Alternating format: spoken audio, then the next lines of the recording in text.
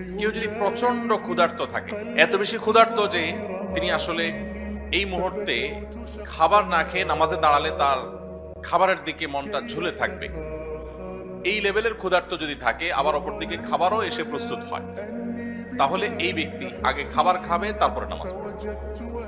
এমনকি জামাত যদি ছুটে যায়, যাক, তিনি আগে খাবার খেয়ে নিবে, কারণ এই কোন রকম নামাজ পড়ার চাইতে ইসলাম চায় প্রত্যেকটা কাজ যেন আমরা পারফেকশনের সাথে করি, যথাযথভাবে করি, সবচেয়ে সুন্দরভাবে করি। নামাজ পড়বো পরিপূর্ণভাবে আল্লাহ স্মরণের জন্য, আমার আল্লাহ স্মরণে ব্যাঘাত সৃষ্টি হতে পারে সেরকম বিষয় যেন না থাকে। এই জন্য ইসলাম বলে এই লোক খাবার দাবার গ্রহণ করে তারপর নামাজ পড়ে। আবার এই মাসআলা সকাল বিকাল দুপুর তিনবারে যদি আপনি অ্যাপ্লাই করতে থাকেন, প্রতিবেলা চিন্তা করেন যে আগে খাবো, চা চক্র হবে, তারপরে নামাজ হবে, মসজিদে জামাত যায়, যাক, তাহলে সেটা ভুল হবে।